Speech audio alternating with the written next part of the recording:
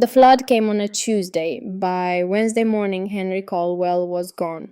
So was everything he had ever built. Nora stood at the water's edge with $14.30 in her coat pocket, two boys behind her, and nothing in front of her but mud scattered timber and the black foundation stones of a house that had taken her husband 3 summers to build and the river less than one night to destroy. She was 31 years old. She had never owned property. She had never stood before a judge. She had never in her life been asked to prove that she deserved her own children. She was about to do all three. What she did not know yet, standing there in the September mud of the Atchafalaya Basin in the last years of the 19th century, was that the man who would try to take everything from her had already signed the paperwork. Not the custody papers. Those came later. The timber contract. He had signed it before Henry was even buried. And what she could not yet know, because she had not yet met an old man living alone on a house that floated, was that the water her husband had spent his whole life fighting was not her enemy. It was the only thing that was going to save her. This is the story of Nora Caldwell. And of the rope she learned to let go. The flood came on a Tuesday. By Wednesday morning, the Atchafalaya had pulled back into its channels the way a man pulls a knife from a wound, slow, deliberate, leaving behind everything it had taken and everything it had broken. The water receded into the cypress roots, and the Spanish moss hung still and dripping in the gray September air. And where there had been a house, the day before there was nothing but a black rectangle of foundation stones and the smell of river mud baking in the first pale sunlight. Nora Caldwell stood at the edge of the water with her boots sinking into the soft bank and looked at what remained of the life her husband had built. It was not much. 3 summers Henry had spent on that cabin, 3 summers of cutting and hauling and fitting timber by hand, working in the heat that came up off the basin like breath from something alive, working on weekends when the trapping was slow, and on evenings when the light lasted long enough to drive another nail.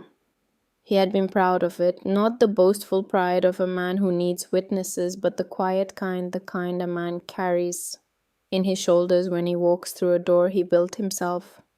Nora had loved that about him, the way he moved through the rooms of his own making as if the house and the man were one thing.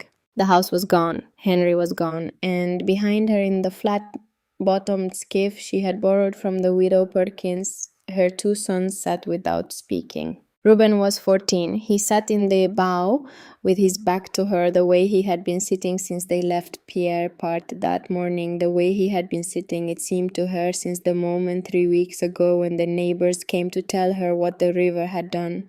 He was built like Henry, wide through the shoulders, already hands that looked borrowed from an older man. He had Henry's stillness too, that particular quality of silence that was not emptiness but weight. He was not a boy who cried easily. He had not cried at all as far as Nora knew, and that frightened her more than tears would have. Jasper was 7. He sat at her feet in the bottom of the skiff with one hand trailing in the brown water, the way children do when they are not yet old enough to understand that the water is the same water that killed their father. He had been drawing pictures in the mud on the skiff's floor with a stick he found somewhere. Nora did not ask what he was drawing. She pulled the skiff through the last of the shallows with the push-pole and let it come to rest against the soft bank and stood there looking. The foundation stones were blackened with river mud. The timbers that had formed the walls lay scattered across 60 yards of ground, splintered where the flood had broken them against the cypress knees, some of them driven part way into the soft earth by the force of water that had no interest in what men had built. The roof was gone entirely. She had been told it was seen floating as far south as Morgan City, riding the current like a raft with no one on it, moving fast and purposeful, the way things move when they no longer have anything to hold them in place. Nora stood and looked at it for a long time. Then Jasper spoke. He had climbed out of the skiff and was standing on the bank beside her, his small hand finding hers. Without looking, his eyes moving across the wreckage, the way a child's eyes move across something he is trying to make sense of and cannot. "Mama," he said. "Yes." "Why is Mr. Guidry's house still there?" Nora looked where he was pointing across the open water to the north, and she saw it. She had not noticed it before, or if she had not registered what she was seeing.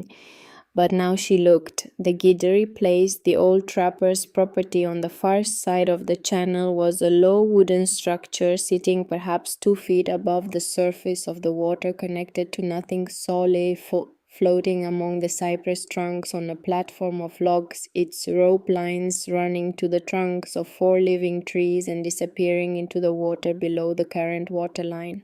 The flood had come and gone, and the Guidry house had gone nowhere. It had risen with the water, and when the water fell, it had fallen with it, and it sat there now in the September light, intact and ordinary, a thin line of smoke rising from the tin chimney, as if nothing particular had happened. Nora stared at it. She had lived in this parish for 11 years. She had passed that house by water and by pirogue 100 times or more.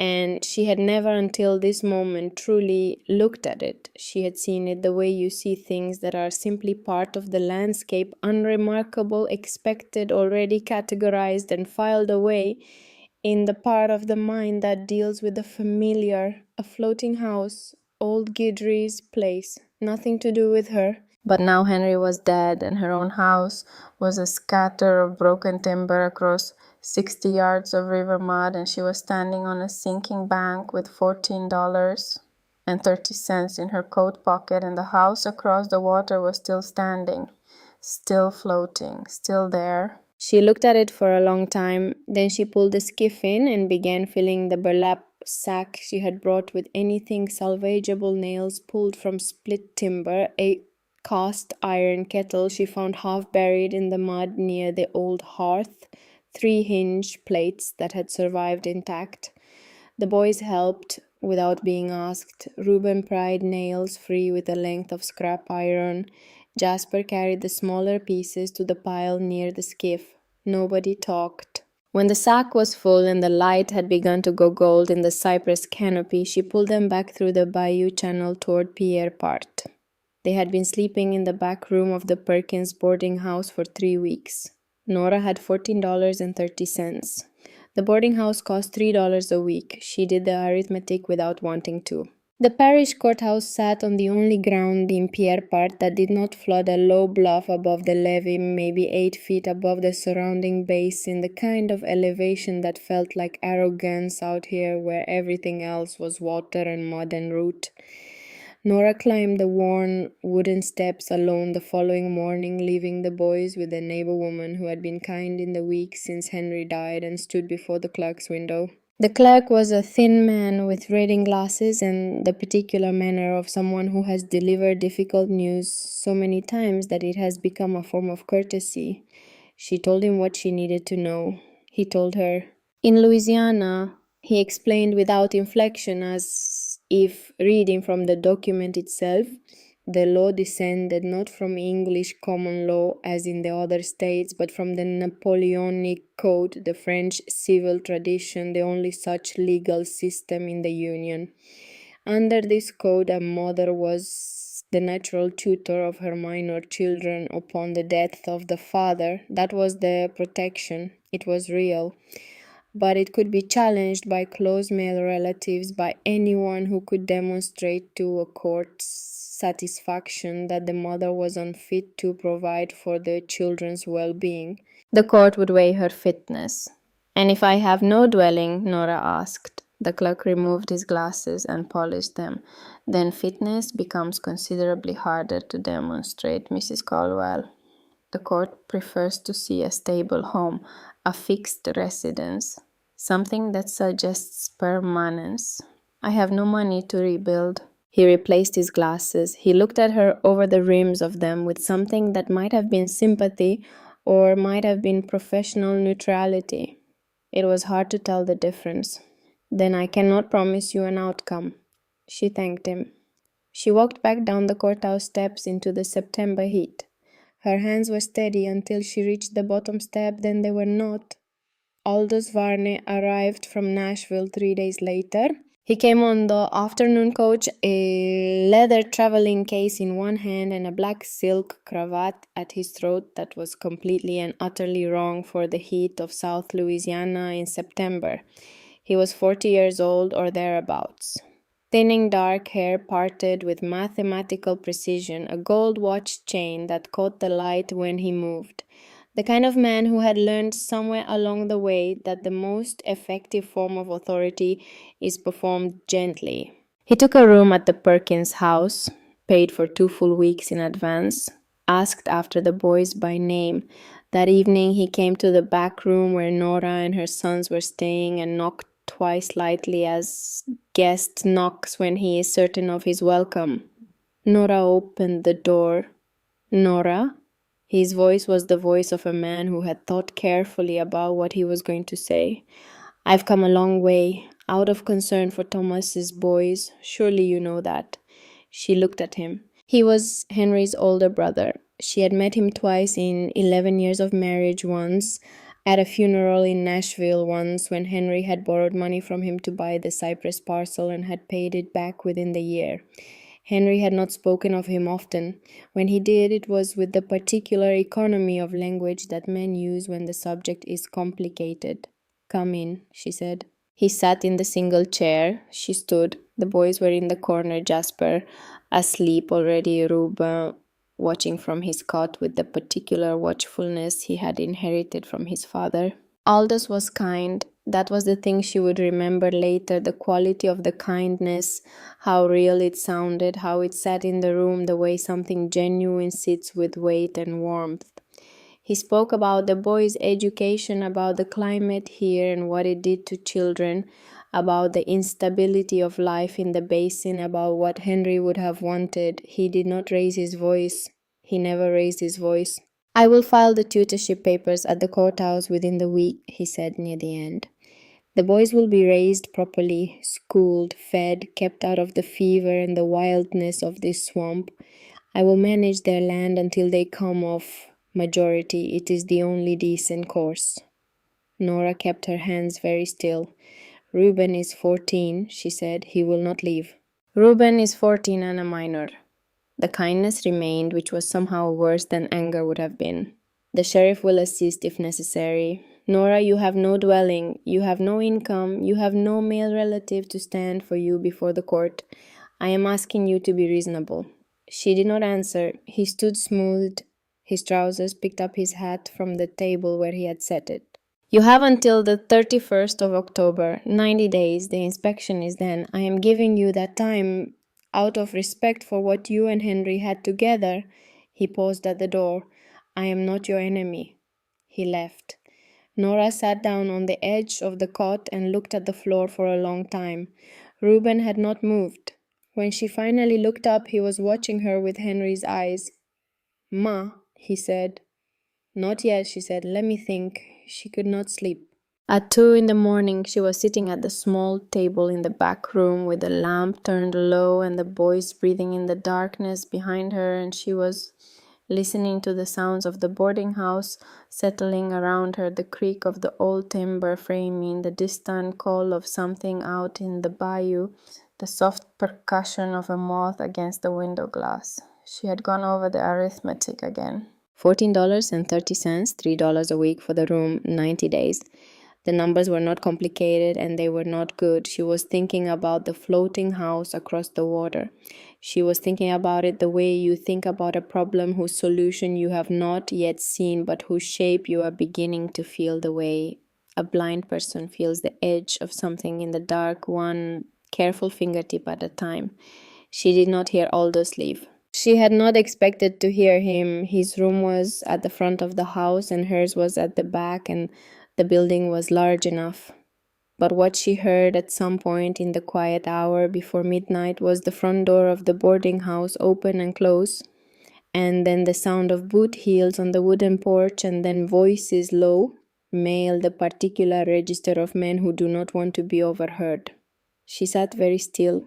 The back room had a single window that looked out onto the narrow side alley between the boarding house and the hardware store next door.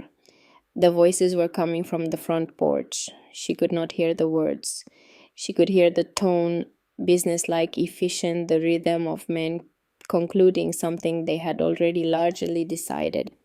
She got up quietly and went to the side window and opened it 3 inches. The voices were clearer now, carried around the corner of the building on the still night air. She recognized Aloysius' voice immediately. The other was a man she did not know, a flat northern inflection, the voice of commerce rather than place. She heard the word cypress, she heard the word timber, she heard quite clearly the figure $2,400. And then she heard Aldous say in the same measured, reasonable tone he had used in her back room not 2 hours ago, "The land is manageable once I have control of the estate. The boys are the mechanism. Williams will have their contract by December." The voices moved. A horse shifted, boots on the street. Nora stood at the window in the dark for a long time after the voices stopped. He had not come for the boys, he had come for the cypress. The boys were the mechanism. She stood there in the dark and she felt something shift inside her. Not rage, not grief, not the particular hot panic she had been living with for 3 weeks. Something older and colder than any of those things. Something that had to do with recognizing quite clearly and without any remaining ambiguity what she was actually dealing with. She went back to the table. She sat down. She picked up her pen. At the top of a blank sheet of paper, she wrote in her careful schoolteacher's hand, "What I know, what I can prove, what I need." She wrote until the lamp oil ran low and the moth had all gone wherever moth go before dawn. Whitmore Giddens kept his office in a small wooden building beside the courthouse, a single room with shelved document boxes, floor to ceiling on 3 walls, and a desk that had the organized solemnity of a man who understood that the difference between a legal document and a piece of paper was the stamp he kept in the top left drawer. He was 54 years old, gray-haired, wire-rimmed spectacles, the unhurried manner of a man who has spent his career in the service of precision. He had been parish notary for 22 years. He had known Henry Colwell since Henry first came to the basin as a young man, had notarized the deed to the Cypress parcel, had witnessed the land transfer when Henry paid off Aldous's loan. He rose when Nora entered and offered her the chair across from his desk without ceremony. She told him what she needed. He told her what the law said. Louisiana Civil Code Article 15. The tutor's duty was the care of the person of the minor, not merely the maintenance of a fixed address. Article 1493, Forced heirship, the provision by which children in Louisiana could not be disinherited, their share protected absolutely from alienation for another's profit. Henry's sons owned that cypress land already. Aldous could not take it. He could only control it through controlling them. "Then his interest is the timber," Nora said. "His interest is the timber," Whitmore confirmed. He removed his spectacles and polished them, a habit she would learn that preceded whatever he said next that mattered most. "There is a matter of motive. If your brother-in-law made contact with Williams Lumber Company before filing his tutorship petition, that is documentation of intent. The company's clerks keep records of every inquiry. Can you write to them? I cannot advocate for parties in a legal matter, but you can write. And a letter that passes through this office carries the parish seal, which lends it a particular weight that a private letter does not." He paused. He replaced his spectacles. "There is one other matter." He said it carefully, the way a man says something he has been deciding whether to say. "Henry came to see me in the spring. Before the flood, he was not here on a legal matter. He came to ask me about a man named Cormac Frey." Nora was quiet. "Cormac Frey has lived on a floating home in the basin for 38 years, Whitmore said. "He is 74 years old. He was, before he came here, an engineer of some considerable reputation, hydrology, levee design, flood control. He designed structures along the lower Mississippi in the years before the war. One of his structures failed in the spring of 1859. The flood that followed killed 12 people. He paused. He came to the Atchafalaya afterward and he has not left. He lives on water because he says it is honest. He says the river tells the truth about itself and solid ground does not. Why did Henry ask about him? Whitmore looked at her over his spectacles for a moment. Henry had met him. Out on the water, I believe, some months before. Cormac had offered to teach him the floating construction, the technique of it, the anchoring, the materials. Henry came to me to ask whether I knew the man's reputation, whether he was trustworthy, and I told him the man was entirely trustworthy and had been for 38 years. He paused again. Henry thanked me and left. He did not go back to Cormac Frey. Nora sat with that for a moment. He refused. 3 times, as I understand it. Whitmore's voice held no judgment. He was reporting. The 3rd time I was not present, you understand. I have this second hand. The 3rd time Henry wept. The room was very quiet. Outside, the September heat pressed against the windows. A horse went past in the street. Someone called a name across the square. Why, Nora asked. Not why had Henry refused. She thought, sitting there in the quiet of Whitmore's office, that she was beginning to understand that. What she asked was, why did he weep? I cannot say with certainty. Whitmore folded his hands on the desk.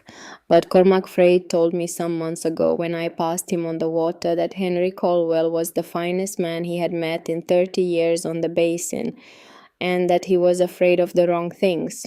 Nora sat in the chair for another moment, then she stood. I would like to draft that letter to William Slumber today, she said, before Aldous hears of my plans. Sit down, said Whitmore Giddens. I'll get the seal. They found Cormac Frey the following morning. 3 hours by skiff through channels Nora knew only partly, channels that narrowed to corridors of cypress and opened suddenly into wide blackwater lakes and narrowed again, the basin shifting its geography the way it always did, the way it had been doing since before there were people here to mark the changes. Jasper trailed his hand in the water. Reuben navigated from the bow using Henry's old hand-drawn map, which was wrong in several places but right enough. The floating home came into view around a stand of Tupelo gum. It was larger than she had expected, 20 feet perhaps by 16, a solid rectangular platform of cypress logs sitting level and still on the water between 4 living trees connected to each by a rope that disappeared into the water below and reappeared above in a large generous loop around the trunk, the kind of loop that could slide. The walls were cedar plank weathered to gray. The tin roof had been patched in several places with pieces of different metals, none of which matched, giving the structure the appearance of something repaired by intelligence rather than built by money. A small iron stovepipe rose from one corner. On the porch, a narrow extension of the platform at the front, an old man sat in a wooden chair mending a cast net with the unhurried deliberateness of someone who had learned long ago that hurrying nets accomplish nothing. Cormac Frey was 74 years old. He was not a large man. He had been perhaps once. There was the architecture of it still in his frame, the broad shoulders, the long hands, but age and the basin had reduced him to something more essential. His beard was full and white and carefully kept, which surprised her. His eyes, when he looked up from the net, were the particular grey of river water in winter. He looked at her for a long time before he spoke. You're Henry Colwell's wife? Yes, I heard about Henry. He set the net down across his knees. Come aboard, Mrs. Colwell. Bring the boys.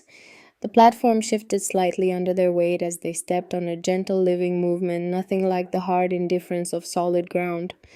Jasper froze for a moment, feeling it, then looked up at Cormac with an expression of absolute attention. It moves, Jasper said. Everything that survives moves, Cormac said. Sit down. He made coffee on a small iron stove inside the main room, a compact, efficient space that had the quality of a ship's cabin, everything fixed or folded or hung, nothing loose. The logic of a man who had thought carefully about what happens when the water moves unexpectedly. The coffee boiled without spilling. Jasper stared at the stove as if watching a conjurer. Nora sat across from Cormac at the small table. Reuben stood in the doorway watching. She told him what she needed. He listened without expression. She told him about Aldous, about the 90 days, about the tutorship petition, and the cypress timber, and the figure of $2,400. She told him about Whitmore and the civil code. She told him about the conversation she had overheard from the side window of the boarding house at midnight. When she was finished, Cormac was quiet for a moment. Then he said, "I know why he wept." She waited. "Henry was not a weak man," Cormac said. "He was one of the least weak men I've met in a long time. But he had built himself around an idea of what a man was supposed to be, what kind of man he was, what kind of life he was building. A farmer, a landowner, a man with ground under his feet that he had made into something with his own hands." He looked at his coffee. "I offered him something that required him to become a different kind of man, not worse, different. And he couldn't do it, not because he was afraid of the water, because he was afraid that if he gave up the ground, he gave up himself." He looked up at her. "I told him that the river doesn't care who you've decided to be. I told him the water is not his enemy and not his ally. It is simply the truth of where he lived, and you either learn to live with the truth or the truth buries you." He paused. He wept because he knew I was right and he did not know how to change in time. The platform shifted gently on some slow, invisible current. "I have perhaps 3 months," Cormac said. "My lungs. I know what it is." He said it without drama, the way an engineer reports a structural finding. "In that time, I can teach you what I know. The construction, the anchoring, the materials, the way to read the water, the way to build something that rises and falls with what comes rather than resisting it." He looked at her steadily. "But I am not a kind teacher, Mrs. Caldwell. I will not tell you that you are doing well when you are not. I will not spare your feelings when your technique is wrong. I taught your husband 3 times and could not reach him, and I have thought since then that perhaps the failing was mine, that I was too patient, too gentle, trying to preserve his idea of himself while teaching him to change it." He shook his head. "I will not make that mistake again, not with the time I have." "I don't want kindness," Nora said. "I want to be ready by the 31st of October. Cormac looked at her for another moment. Then he looked past her at Reuben, still standing in the doorway. "You'll work too," he said to the boy. "Yes, sir," Reuben said. "And the small one?" Jasper looked up from where he had been examining the rope coiled on the porch. "The small one learns knots," Cormac said. "He starts today." They went home that evening, the long way through the wide channel that ran past the ruined cabin site. The light was going gold in the cypress canopy, and the water had the hammered copper color it got in the last hour before dark, and Reuben was rowing steadily and Jasper was asleep in the bow. Nora sat in the stern and looked at the 4 black foundation stones as they passed. She looked at them for a long time. Then she looked away toward the north, toward the basin, toward the place where she had first seen that morning with Jasper's small hand in hers, a house that was still standing. She had $14.30. She had 90 days. She had an old man with 3 months of breath who did not believe in kindness, and she had Reuben behind her pulling the oars through the copper water with his father's hands. That night, back in the boarding house, she sat at the small table with Whitmore's borrowed copy of the Louisiana Civil Code open beside her and Henry's journal open in front of her and the lamp burning low, and she made a list. The materials she would need, the costs, the cypress logs, driftwood from the bayou free, hemp rope from the hardware store in town, 3 bundles at $1.80 each, $5.40, pine tar for pitch, 25 cents, nails and tin roofing salvaged from the ruins, no cost, the cast iron stove already recovered, lamp oil, 20 cents the month, She looked at the numbers. She looked at them again. She could do this for under $8. $10 remaining for flour and salt and coffee and whatever else 3 people needed to stay alive and working through October. She looked at the civil code. She looked at the journal. She looked at the lamp flame. Then Reuben came through the door from the alley where he had been helping the boarding house keeper stack wood, his palms red and blistered from the work, his shirt dark with sweat. He stopped when he saw her face. "Ma, sit down, Reuben. I want to tell you what we're going to do." She told him the building part first, the cypress trees, the 4 ropes, the platform, the way the loops would slide up and down the trunks as the water rose and fell so they would never flood and never strand. The separate garden platform for rice and beans and squash. The chicken coop on its own small float. Reuben listened without interrupting, the way he always listened, with the full weight of his attention. When she finished, he was quiet for a moment. "Papa didn't do this," he said. Why didn't Papa do this? She had been expecting the question. She had been thinking about how to answer it since Whitmore's office, since Cormac's platform, since the moment she had really understood what Henry's refusal had cost him. She looked at her son. "Because your father came from people who built on ground," she said. "And he wanted to be a man who built on ground. That was who he believed he was." She paused. "He wasn't wrong about what he wanted. He was wrong about what the land would allow. The land here is water, Reuben. You can't be a ground farmer where the ground itself disappears half the year." Reuben looked at his blistered hands for a long moment. "If I help," he said, "all the way through, do we get to stay together?" "Yes," Nora said. "We stay together. That is the entire point." He nodded once, the way his father used to nod once, conclusive, done. Outside, the bayou moved in the dark. Somewhere far out in the basin, something called once across the water and fell silent. Nora turned back to her list. The 31st of October was 90 days away. She had a great deal of work to do. The first morning they went out to build the basin was wrapped in fog. It came off the water before dawn, the way it always did in late September, low and white and total, erasing the distinction between water and sky, between the living and the drowned, between what was there and what was gone.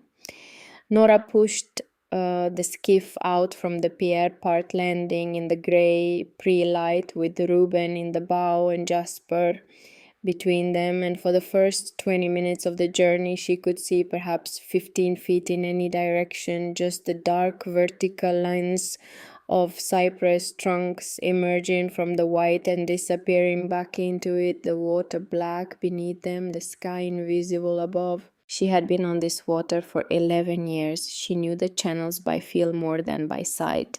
She did not tell the boys this was how she was navigating. She just navigated. Cormac was already awake when they arrived. He was standing on the porch of his floating home in the fog, with a cup of coffee, watching them come through the cypress, and he did not wave or call out.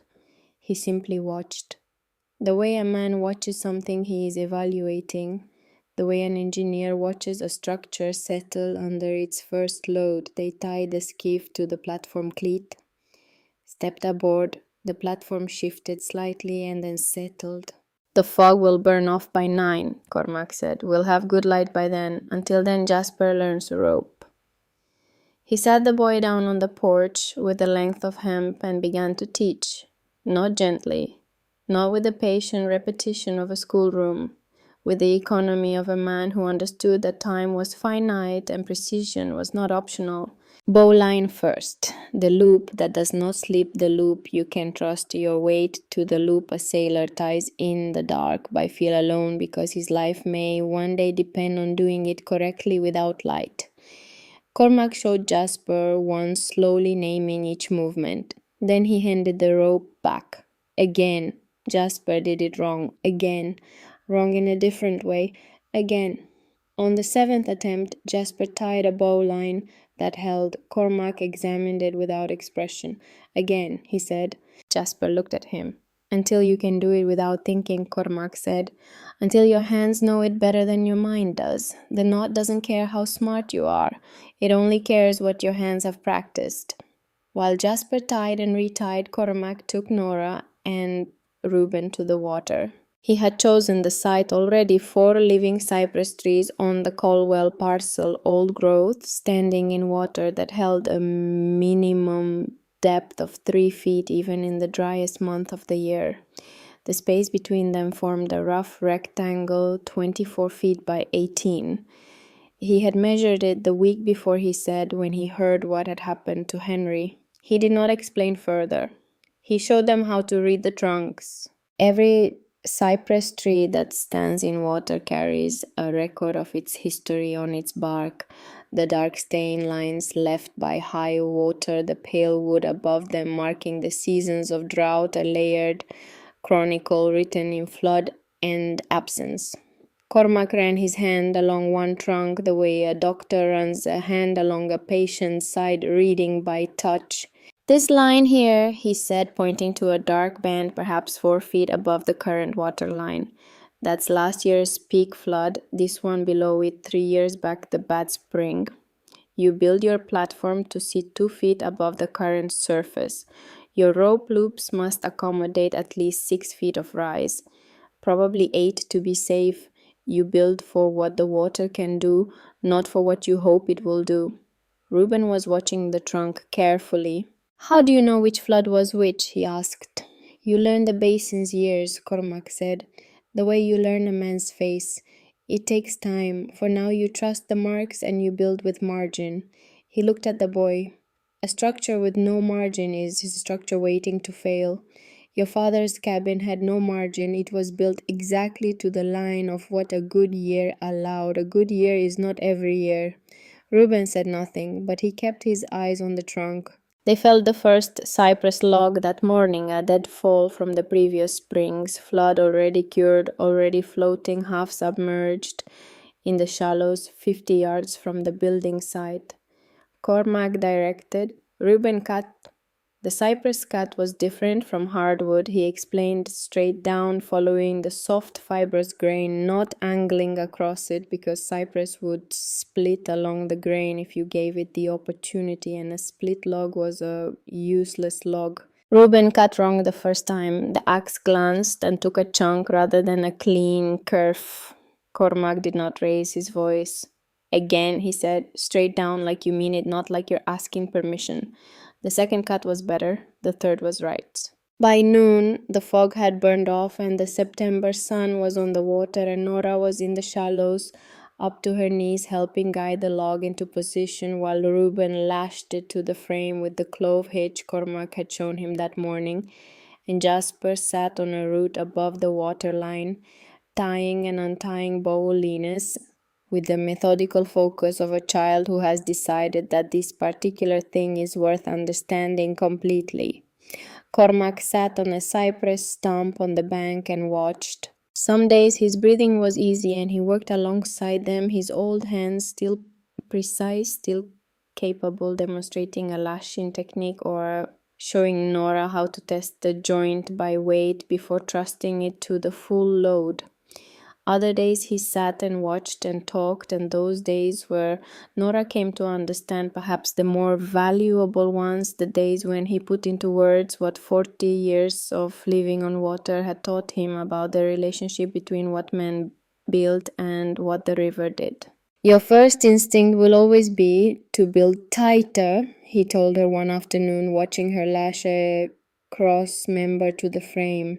Tighter feels safer, tighter feels like control, but on water tight is how things break. The joint that cannot flex will fail at the first stress. The joint that has a little play in it, that gives a little, that absorbs rather than resists, that joint is still there after the flood. Nora tightened the lashing another half turn. Cormac looked at her. What did I just tell you? He said. She looked at the lashing. She looked at her hands. She loosened it one turn. Better, he said.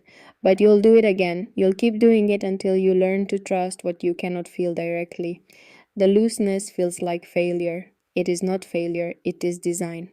The second week, Aldous Warner rode out on a rented horse to the building site. He came along the bank trail in the mid-morning when the light was good and the progress was visible, the platform frame already taking shape between the four cypress trees, the logs lashed in their grid, the whole structure floating level and solid 4 inches above the water line. He pulled his horse up at the edge of the bank where the trail ended at the water and looked across at what Nora was building. Nora was in the water up to her thighs, testing the tension on a corner, lashing her back to him. She heard the horse. She did not turn. "What is that?" Aldous said. "Materials," Reuben said from the platform without looking up. "Those are logs." "Yes, sir." Aldous looked at the floating frame for a long moment. His horse shifted under him. He was calculating. She could feel it from across the water, the particular quality of silence that belongs to a man who is revising his estimates. "Nora," he said, "what exactly do you intend?"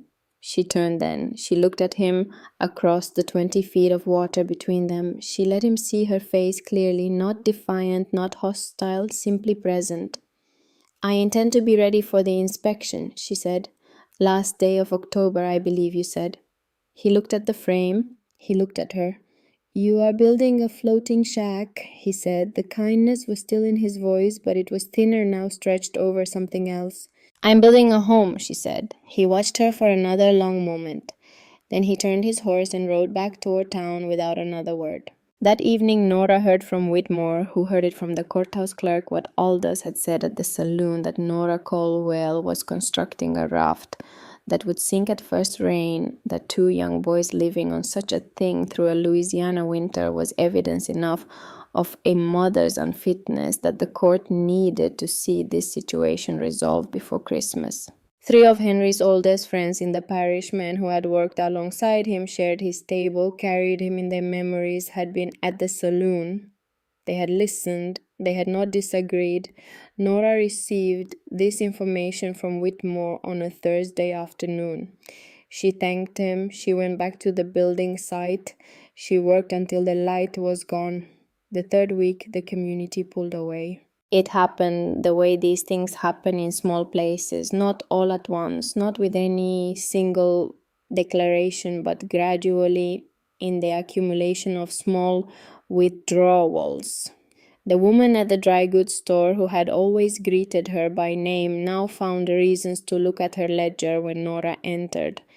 The neighbor who had watched the boys in the early weeks was suddenly busy whenever Nora asked.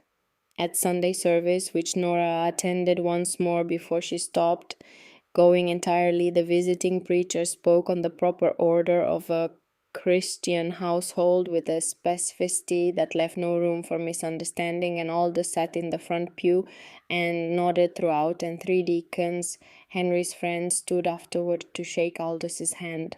A man named Craddock, who had owed Henry $12 for 3 years on a cow trade, appeared at the boarding house one afternoon and pressed the coins into Nora's palm without meeting her eyes. "I will not have it said," he told the floor, "that I held a debt against a woman in your situation." He left before she could speak. Nora stood in the doorway and looked at the coins in her palm and understood what the payment meant. He was not paying a debt. He was purchasing distance. He was making sure that whatever happened to Nora Colwell, he could say he had settled his accounts beforehand. She put the coins in her pocket. She went back to work. On a Wednesday in the 4th week, Whitmore told her the numbers. 6 widows had lost husbands in the spring flood. Of those 6, 4 had already signed tutorship transfer papers. The first had signed within 6 weeks. Her 2 daughters were now working as household servants in Baton Rouge, a house she had never seen chosen by the male relative who had taken her children. She received no portion of the sale of her late husband's land, which had been sold to a timber interest for $900. She was permitted to visit her daughters twice a year. The 2nd and 3rd women had signed under similar circumstances. The 4th had died, it was said quietly, of something that had no medical name. Of the 2 who had refused to sign, one had a father in New Orleans with money enough to hire a lawyer from the city. That woman had prevailed. That woman's father had stood before the court in a black coat and spoken for 40 minutes with the authority of a man whose money was old enough to have its own reputation. The other was Nora. Whitmore told her this without editorializing. He was a notary, he reported, he did not advise. Nora sat across from his desk and looked at the document boxes on the shelves behind him. 40 years of the parish's legal life stacked in labeled rows, every deed and marriage and succession and tutorship petition, every transfer of land and child and future, all of it reduced to paper and stamped with the parish seal and filed in the correct box on the correct shelf. "And the Williams Lumber letter?" she asked. "No response yet. It has been 11 days. How long does it typically take?" "For a company inquiry of this nature, 2 to 3 weeks, perhaps 4. He polished his spectacles. "The inspection is in 53 days.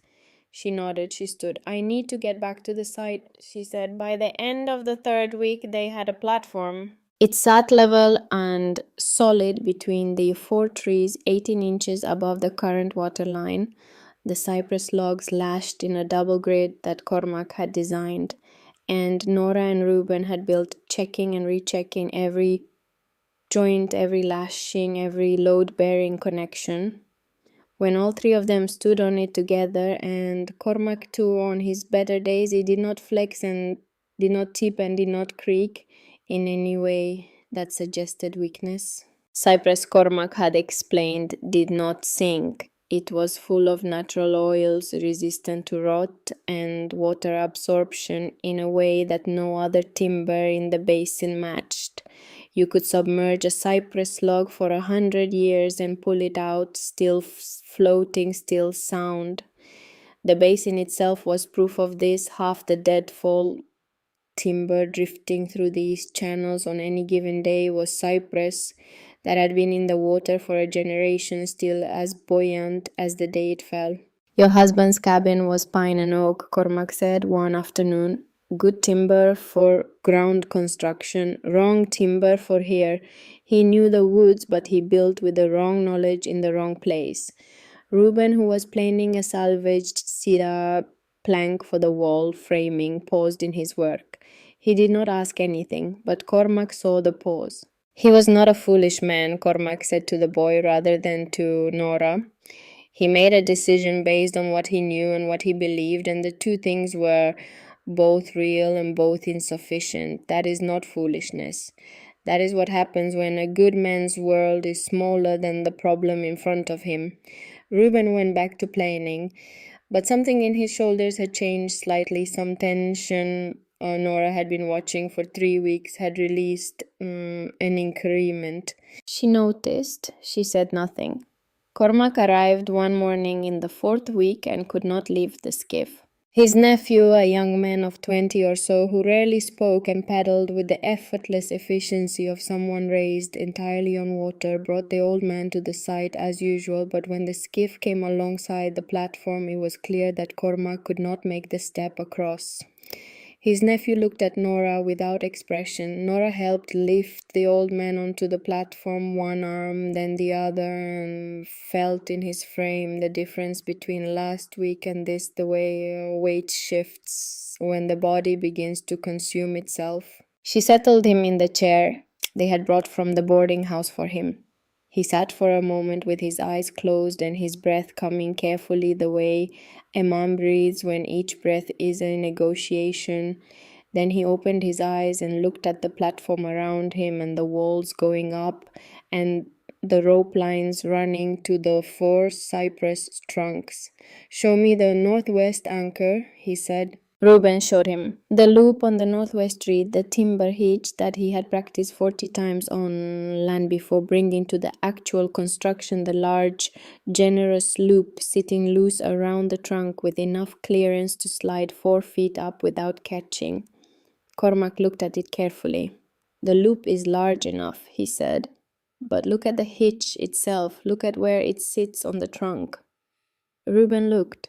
"It's sitting flush," Cormac said. "No, you want it flush, but you want the wraps of the hitch to sit lightly. See how the second wrap is pressing hard into the first that will bind under load, under a real load, flood load, surge load. That binding is where it will fail." He talked Reuben through the correction without touching it himself, the boy's hands on the rope, the old man's eyes on the boy's hands. 3 adjustments, then Cormac looked at it again. That will hold, he said. He looked at Jasper, who was sitting cross-legged on the platform retying a bowline, for what was probably the 100th time.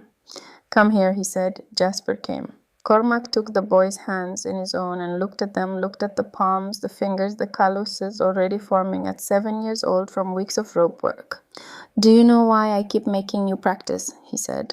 So I get it right, Jasper said. So your hands get it right, Cormac said.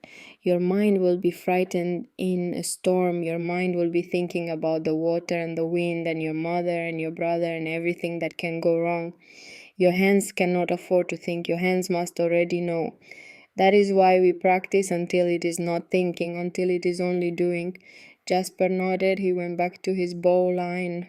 Cormac sat and talked for the rest of that morning while Nora and Reuben worked.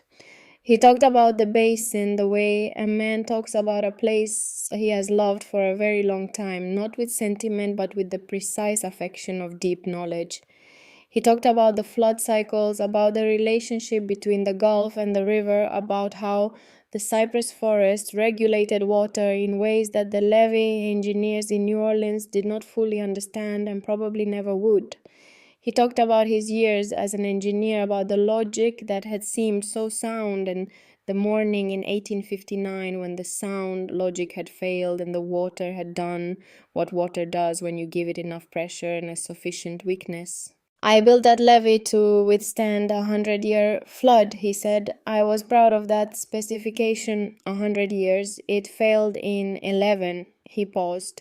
It failed because I designed it to hold the water back. I made it rigid and dense and strong, and I did not build in any capacity for the structure to yield. When the water came in at 112 years force instead of 100, the levee could not absorb the excess. It resisted until it couldn't, and then it failed completely. He looked at the rope lines running to the cypress trunks. These ropes do not hold the water back. They hold the house to its place while allowing the house to go where the water goes. There is no resistance. There is only accommodation. And because there is accommodation, there is no catastrophic failure. The worst that happens is the house rides too high or too low. The house remains. Nora listened and worked. She was learning these weeks that Cormac taught on 2 levels simultaneously, the technical and the philosophical, the instruction about rope and timber and the instruction about something larger, something that had to do with the relationship between human intention and natural force. She was not always sure which lesson she was receiving at any given moment. Sometimes she thought they were the same lesson. On a Thursday in the 5th week, the walls went up. Salvaged cedar planks from Henry's ruined cabin, most of them still sound, needing only to be pried loose from the wreckage and planed clean of mud and rots at the edges. Reuben had been making trips to the cabin site every few days, recovering materials, nails pulled from split timber, hinge plates, the iron brackets Henry had used for the window frames, even the hearthstones from the old fireplace hauled out of the mud one by one and stacked on the bank. The chimney took 3 days. Reuben and Jasper rebuilt it piece by piece from the scattered stones of Henry's old hearth, the same stones reassembled on the platform above, a sand base mortared with a clay and lime mixture Cormac had specified. It was not a large chimney. It did not need to be. It needed to be sound, and it was. The cast iron stove, recovered whole from the cabin foundation in the first week, cleaned and re-seasoned, fit into the corner of the main room, as if the room had been designed around it, which it had. The tin roof sheets, rust-patched but structurally sound, went on in overlapping rows, hammered flat with wooden mallets to avoid the sharp sound of metal on metal that carried too far across the water and told too many people too much about what she was doing. By mid-October, there was a house. Not a grand house, not a comfortable house by the standards of Nashville or Nashville's idea of what comfort required, but a house, a real one with walls and a roof and a floor that did not flood and a chimney that drew correctly and 4 anchor lines that held it precisely where she had chosen to build it. Nora stood on the porch one evening in the second week of October and looked at what she had made and felt something she had not felt since the morning after the flood. She felt like herself. That same week, Cormac told Reuben about his father. It happened the way certain important conversations happen sideways without announcement while both people were occupied with something else. Reuben was measuring rope lengths for the garden platform extension, and Cormac was sitting in his chair watching the water. And the old man began to speak about Henry, the way you speak about someone when you have been carrying the memory of them and the weight has finally become ready to be set down. He told the boy things Nora had not known. Henry, at 15, coming into the basin for the first time with a borrowed knife, and the particular combination of ignorance and determination that either gets a young man killed or makes him into something worth being. Henry, at 19, learning to trap in the winter channels with a patience that surprised everyone who expected impatience from someone that young. Henry, at 22, falling in love with a school teacher from the north part of the parish and deciding with a completeness that admitted no revision that he would build her a life on solid ground because that was what she deserved and what he intended to provide. He decided that Cormac said before he understood what solid ground meant in this basin. And once a man like your father decides something, the deciding becomes part of who he is. Changing the decision means changing himself. He looked at the water. That is not weakness, that is the particular kind of strength that becomes a trap. Reuben measured rope without looking up. The trap is, Cormac continued, that the world does not care what you have decided to be. The water does not consult your self-image before it rises. The flood does not make exceptions for a man's dignity. He paused. I told him that. He knew I was right, and he could not in the time he had find a way to be right and be himself at the same time. Reuben set down the rope. Did he know? The boy asked. Did he know it was going to happen? No, Cormac said. He did not know the flood would come for him specifically. But he knew, I think he knew that he was living in a manner that the water would eventually correct. He knew it the way you know something you are not ready to act on. He looked at Reuben directly. That is why he wept, not because I showed him something frightening, because I showed him something true and he was not yet ready to be changed by it, and some part of him understood that not being ready had a cost. The basin was very quiet around them. Reuben picked up the rope again, but his hands were still for a moment before he went back to measuring, and in that stillness, Nora, watching from the doorway, saw her son receive something that could not have been given to him any other way by any other person at any other moment. She did not interrupt. And then the log split. They had been lashing the primary cross member for the garden platform extension, a second floating structure smaller than the main platform designed to carry the soil boxes for late season planting, connected to the main house by a short rope bridge. The log was a good piece, straight grained, the right length, cured to the right degree.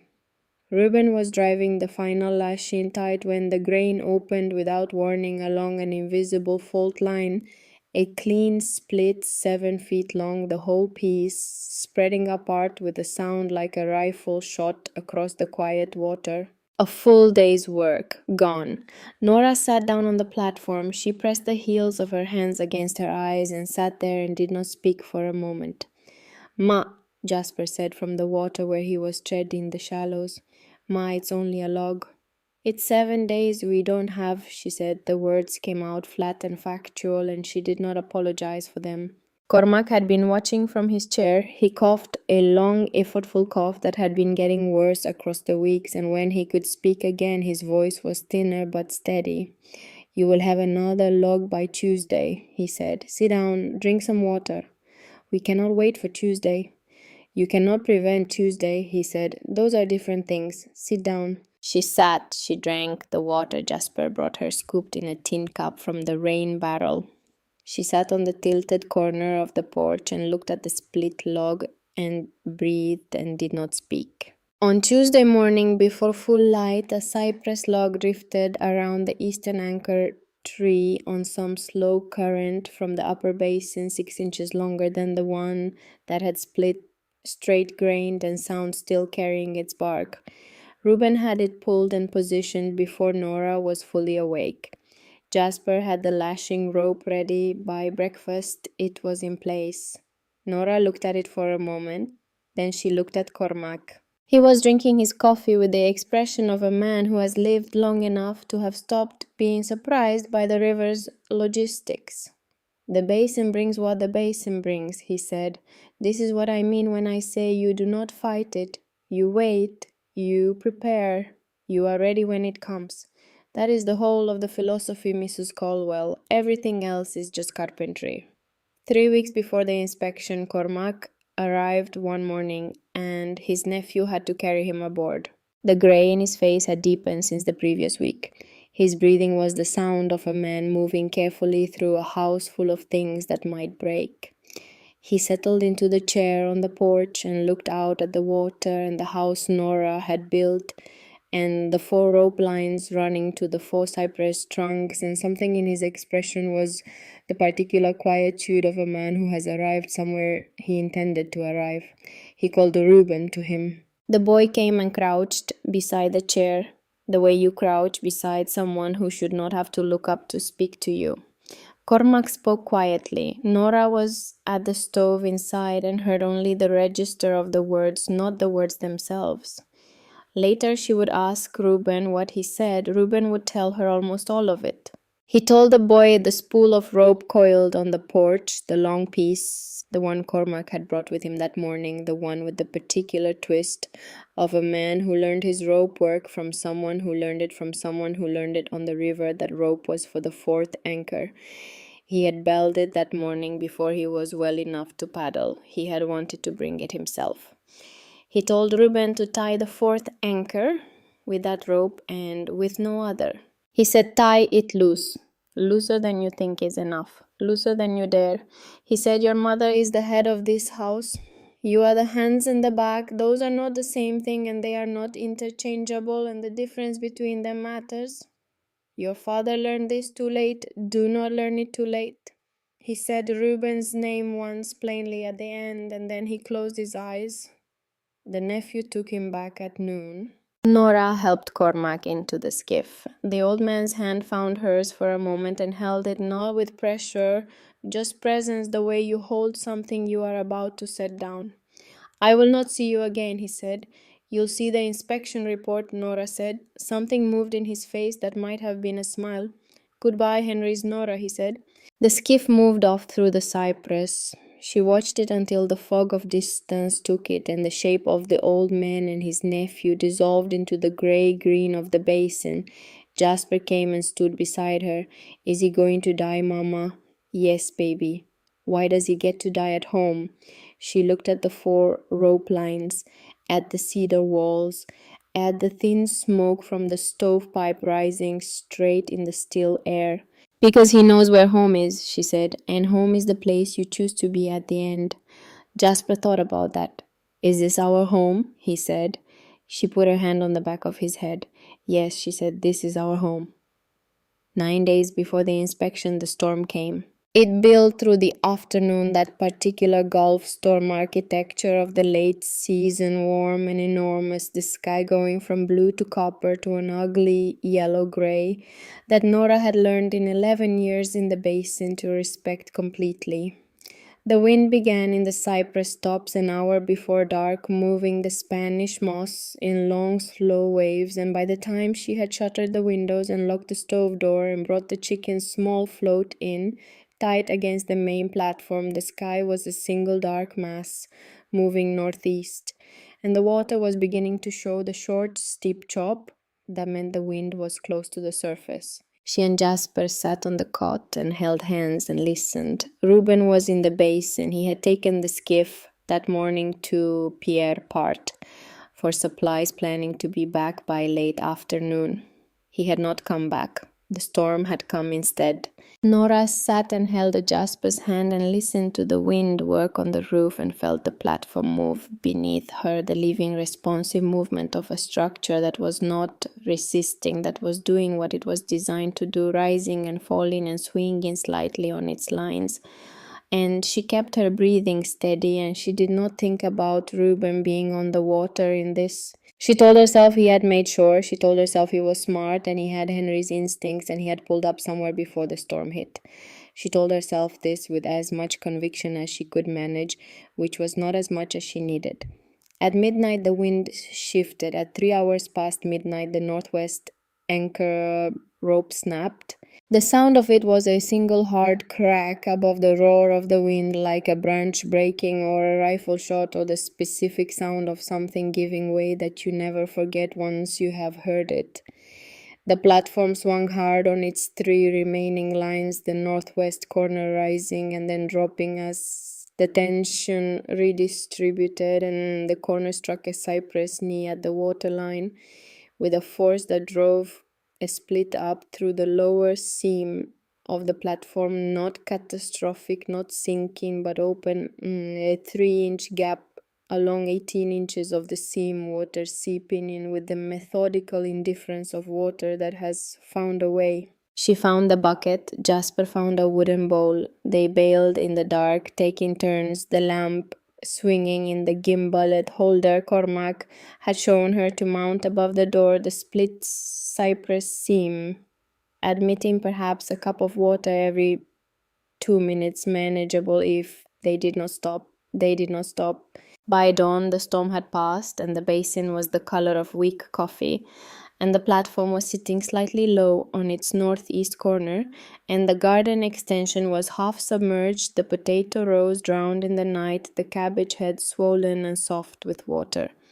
Only the rice still stood. Rice knew water. It was the one crop that could not be drowned.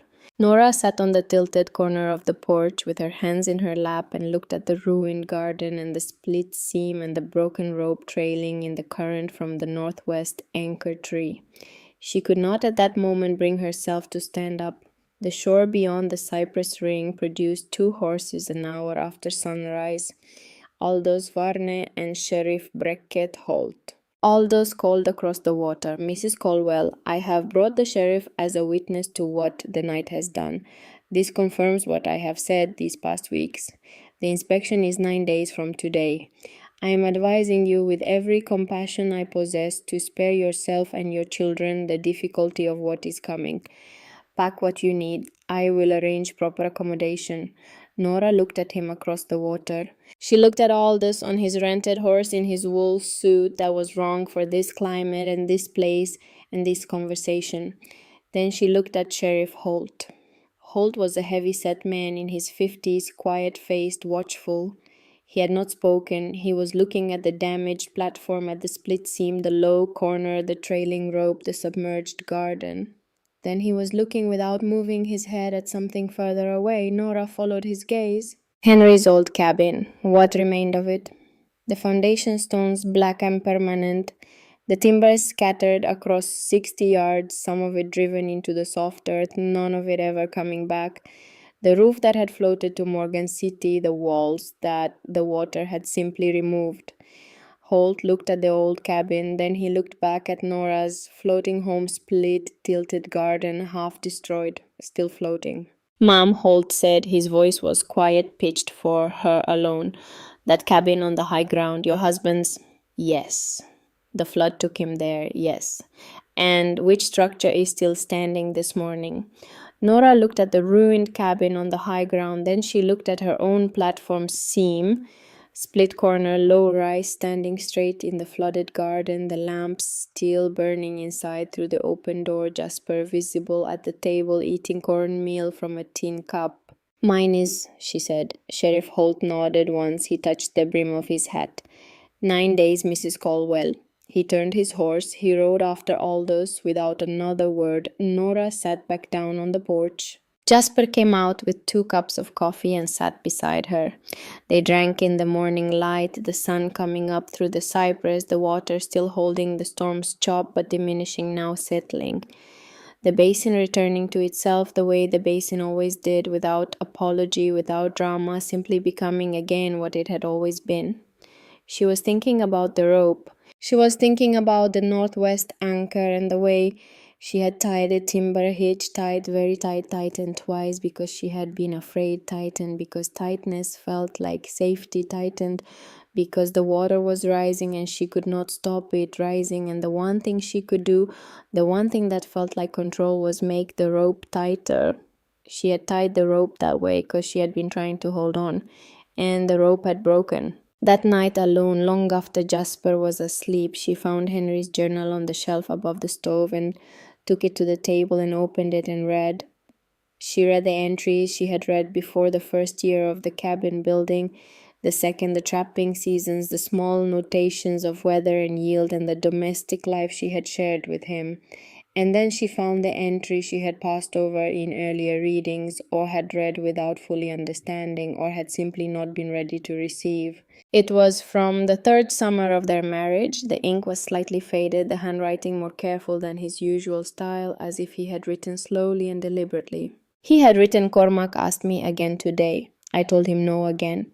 I don't know why I keep refusing. I know what he's offering is right. I know the cabin is built wrong for this place. I know it every time the spring flood comes and I see the water rise and I watch his place sit level on the water, and I know what I've done and why I've done it. I think I'm afraid, not of the water, of what it would mean to admit that a man I barely know is right about my life, of what it would mean to be the kind of man who lives on a raft instead of solid ground. I think this is my pride. I think Cormac is right and I am wrong, and I am choosing wrong because I cannot find a way to be right that also lets me stay who I believe I am. This seems important to write down. I don't know what to do with it yet." Nora read it twice. She set the journal down. She looked at the northwest corner where the rope had been. She looked at her hands. The hands that had built this place. The hands that had tightened the rope twice because she was afraid. The hands that had, without knowing it, done what Henry had done, held on too tight to something that needed to be held loosely. She went out onto the porch. The broken rope lay coiled where it had fallen, the timber hitch at its end still intact, the break in the rope itself 6 inches back from the hitch. She picked it up. She looked at the hitch. It was tight, exactly as tight as she had made it. The wraps pressed hard into each other the way Cormac had warned her about, and she had not fully understood until right now, holding the broken end in the dark, the water moving quietly beneath her, the basin all around her in the September night. She sat down on the porch with the coiled rope in her lap. She sat there for a long time. The water held her even now, tilted seam, split corner low. It held her the way it had always held Cormac's house, the way it would hold anything that was willing to move with it instead of against it, the way it would hold her home if she could really learn, not just intellectually, but in her hands and her chest, and the part of her that tied ropes too tight in the dark because she was afraid if she could learn to build loosely enough to survive. Reuben would need to come home. She had 4 anchor ropes to retie, and she needed hands that were not yet old enough to be afraid of letting go. Reuben came back on his own. She had not gone after him yet. She had been had been thinking through the morning about what she would say and how she would say it, had been sitting with the broken rope in her lap and the journal open on the table and the arithmetic of what remained. 9 days, 4 anchor lines to retie, a seam to patch and recaulk, a garden to assess and replant where replanting was still possible, a letter still waiting from William's lumber, a courthouse still waiting at the end of it all.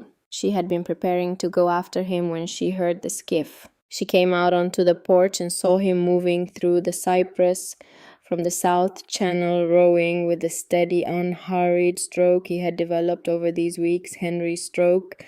She had thought more than once the same economy of motion, the same absence of wasted effort. He had been on the water through the storm after all. He had sheltered on the bank somewhere and ridden it out and come back when it was over, the way you came back from the things you could not prevent. He pulled the skiff alongside and tied it without looking at her. She waited. He stepped up onto the platform and stood with his hands at his sides and looked at the damaged corner, the split seam, the northwest anchor tree with its rope gone, the half-drowned garden. He looked at it all with the systematic attention of someone assessing what needs to be done rather than mourning what has been lost. He looked like Henry in that moment, exactly like Henry, the width of him in the shoulders, the stillness, the face that did not perform what it felt but held it inside where it could be used for something. Nora did not tell him about the rope yet. She did not tell him about the journal entry. She did not tell him about the letter she had started writing in the dark and had not finished and had left on the table where Jasper could have seen it. She said, "I need you." He looked at her. "4 anchor ropes," she said. "All of them need to come off and go back on. I've been tying them wrong." He looked at the northwest tree, at the empty loop of the anchoring, at the trailing rope in the current. "Wrong how?" he said. "You get too tight," she said. "Like, I've been tying them as tight as I could make them because I was afraid, and tight is how they break." He was quiet for a moment. "Cormac told you that?" "Cormac told me that weeks ago," she said. "I heard it. I didn't learn it. There's a difference." She paused. "I need someone to tie the ropes who isn't afraid yet, who hasn't had long enough to learn the wrong kind of fear." Something moved in his face. "You're afraid," he said, not challenging, genuinely asking. "Yes. You built the whole thing." "I built it holding on too tight," she said. "Like, the building was right, the holding was wrong. I need you to tie the loops loose enough to slide. Loose enough that everything in you says it isn't enough and you tie them that way anyway." He looked at the anchor trees for a moment, all 4 of them going around the platform with his eyes, the way Cormac had taught them both to read a structure systematically, without rushing, starting at one corner and moving clockwise until you had seen everything. "You think I can do that?" he said. "Tie it right when you couldn't?" "No," she said. "I think you'll tie it wrong too the first time, but I can correct you when you're wrong, and I cannot correct myself because I cannot see my own hands clearly enough right now." She looked at him steadily. "That is the honest answer." He was quiet for another moment. Then he said, "Show me the journal." She had not told him about the journal. She had not mentioned it. He had known somehow, the way children know the things parents have not said, the way people who live in close proximity in small spaces develop a sensitivity to the unsaid that is almost indistinguishable from instinct. She brought it out. She had the page marked with a strip of cedar plank shaving. She handed it to him open. He read it standing on the porch in the October morning light, the water still carrying the last of the storm's restlessness beneath them, the platform shifting slightly, the 3 remaining ropes creaking at their anchor points. He read it once, then he read it again. She watched his face and saw what moved through it. Not grief exactly, or not only grief, but something more complex than grief. The specific emotion that belongs to understanding something about a person you love that you did not understand while they were alive and can no longer ask them about. He handed the journal back without speaking. She waited. "Papa knew," he said finally. "It was not a question." "He knew some of it," she said. "He didn't know all of it. None of us know all of it while we're in it. He knew he was wrong about the house. He knew the house was wrong for this place," she said carefully. "He didn't know how to be himself and also fix it. That's a different thing." Reuben looked at the water for a moment. "Is that why you're telling me so I don't do the same thing?" Nora looked at her son, at his father's hands and his father's stillness and the 14 years of himself that were entirely his own and not his father's at all. "I'm telling you," she said, "because you deserve to know who he was. All of it, not just the part that was easy to be proud of." She paused. "And because I need you to tie those ropes and I need you to understand why loose is right even when it feels wrong. And that's the same lesson." He nodded once. "Show me the knot," he said. She showed him the timber hitch on a spare length of rope, first on land the way Cormac had always insisted you learn a thing on land before you trusted it to the water. The mechanics of it, the way the loop formed, the way the wraps sat, the way the hitch locked under tension without jamming. And then the part Cormac had emphasized and she had understood intellectually and applied incorrectly, the size of the loop. The loop around the trunk had to be large. Larger than felt right, large enough that your instinct said it was going to slip, going to fail, going to let the house drift away on the current. Your instinct is wrong, she told him. The hitch itself won't slip, that's what the wraps are for. The loop slides up and down the trunk as the water level changes. If the loop is too small, it binds against the bark and can't slide. If it binds, the rope takes the full load of the rise instead of releasing it, and then it breaks. Reuben practiced the knot 3 times on a section of trunk she had cut for the purpose. The first attempt, the loop was too small, the way a first attempt is always too small, the hands defaulting to what feels secure. Larger, she said. He untied it, retied it, like still too small. He untied it again. Retied it. This time the loop sat around the test trunk with a generosity that made him look at it with visible discomfort, the instinct working against him exactly as she had predicted. That feels wrong, he said. I know, she said. Try to slide it. He slid the loop up the test trunk with 2 fingers. It moved without catching 6 inches, 8-10. That's right, she said. That feeling of wrong is the thing you have to learn to work through. He looked at the loop for another moment, testing it in his mind against everything he had learned about holding things in place. Cormac said, "Looser than you dare," he said. Yes. He said that to me specifically. I know. He knew I'd be the one doing this. He said it not as an accusation, but as a recognition, the slow arrival of understanding about why the old man had said what he said, to whom he had said it, and when. I think he knew a lot of things, Nora said. They started at the northwest anchor tree, the one that had failed, the one that had to be rebuilt from the anchor ring up. Reuben worked in the water up to his waist, the temperature of the basin in mid-October carrying the first real bite of the coming season, the cold that came down from the north in the night and settled into the deep water and stayed there, regardless of what the afternoon sun tried to do about it. He tied the first hitch. Nora looked at it. The loop was almost right. Almost. The wraps were sitting correctly flush but not jammed. But the loop itself was still a half-inch too small, not enough to matter in a moderate rise, but enough to bind under a surge. She showed him where. He untied, he retied, she looked at it. Good, she said. He moved to the northeast tree. She stood on the platform and watched and corrected once the wraps, this time the second wrap, pressing into the first the way Cormac had pointed out on Reuben's earlier work. He fixed it without being told twice. Southwest good on the first attempt. He came to the 4th anchor tree, the southeast corner, the farthest. From the main porch, the one that required swimming 15 feet through cold water to reach the trunk. Nora had cut the rope for it that morning from the coil Cormac's nephew had delivered. She did not tell him it was Cormac's rope. She handed him the length, and he swam it to the trunk and worked in the water with only his head and shoulders visible, the rope moving through his hands with the deliberateness of someone who is making something they intend last. He came back to the platform and pulled himself up, dripping. Done, he said. She went to each tree and checked. Northwest, the loop slid 4 inches up and 3 down without catching. Northeast, the same. Southwest, the loop was perhaps fractionally large, would slide within spec. Southeast, the 4th anchor, Cormac's rope, the loop sat around the cypress trunk with a generosity that would have made the old man nod. The wraps were loose against the bark. The hitch was set. The rope had the particular quality of something tied by a hand that had learned to trust what it could not fully feel. Good work, she said.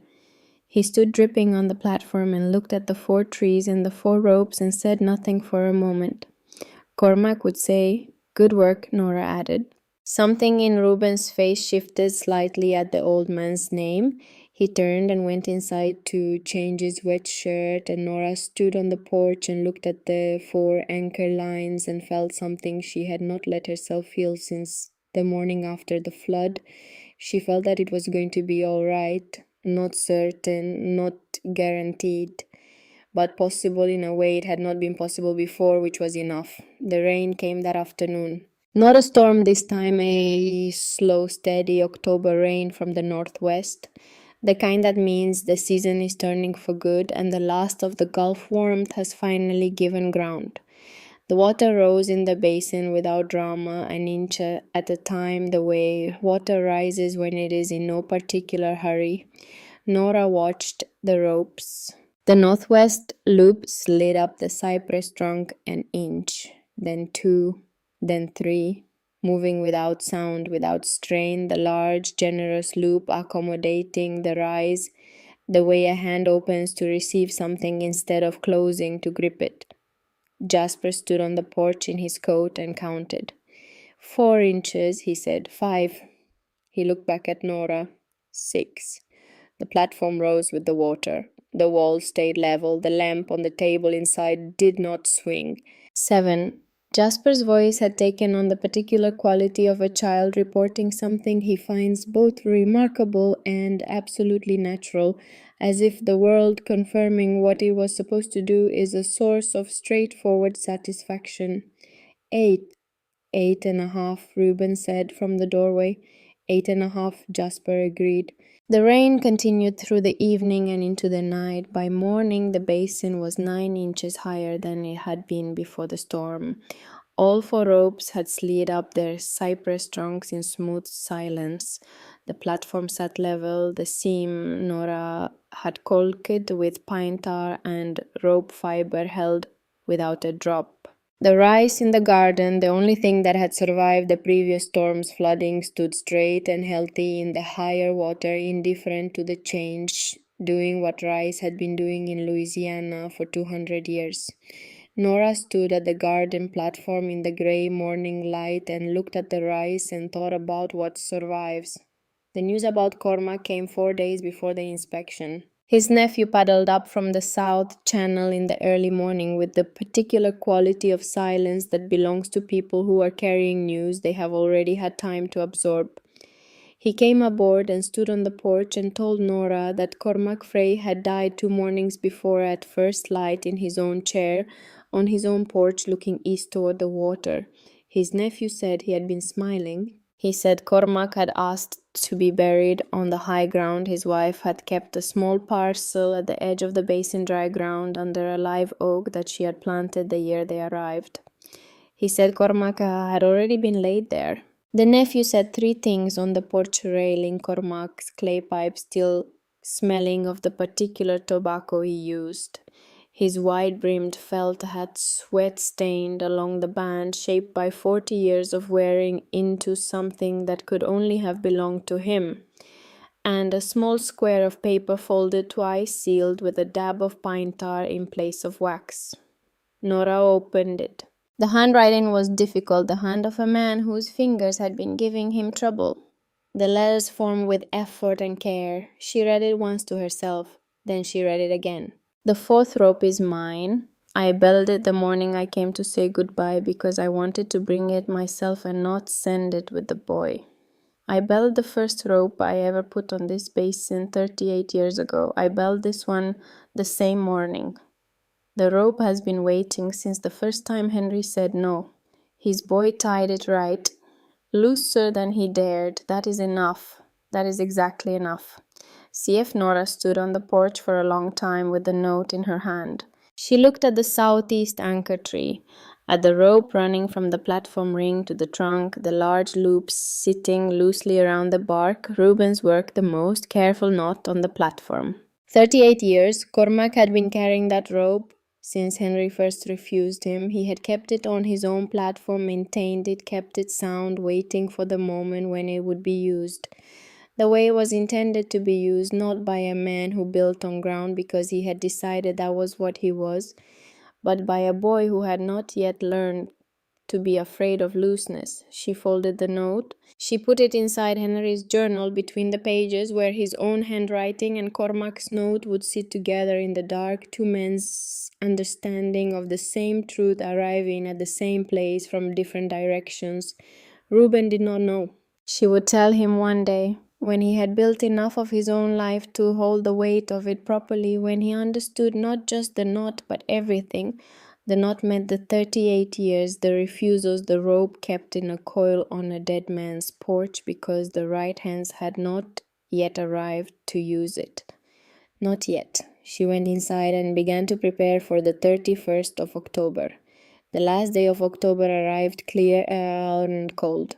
A hard blue sky, the kind that comes to Louisiana in the fall when the Gulf has finally stopped insisting on summer and the North has sent down its first real argument. The cypress canopy had turned in the night, the green needles going to a deep amber gold, the color of the basin in the week before it gave itself over entirely to the gray of winter. The water was still the way it is still after a cold night, and the light on it was the particular low-angled light of the season's turn, hitting the surface at an angle that made the whole basin look like hammered bronze. Nora was up before dawn. She built a stove fire and made coffee and stood on the porch in the cold with her cup and looked at the 4 anchor trees in the pre-light, the 4 rope lines running from the platform, rings to the trunks, the 4 loops sitting loosely around the cypress bark. She looked at them the way you look at something you have made that has become through the making of it more than what it was when you started. She went inside and woke the boys. "Get dressed," she said to Jasper. "Your clean shirt, the blue one." "Where are we going?" "Nowhere. People are coming here." Reuben was already awake. He had been awake, she thought, for some time. He dressed without being asked and came to the table and ate his cornmeal in silence, and then went to stand at the southeast anchor tree, one hand resting lightly on the rope, the way he had been standing on inspection mornings when they tested the lines. Nora dressed carefully. Not formally, she had nothing formal, had not owned anything formal since before the flood, and formality was not what was required here.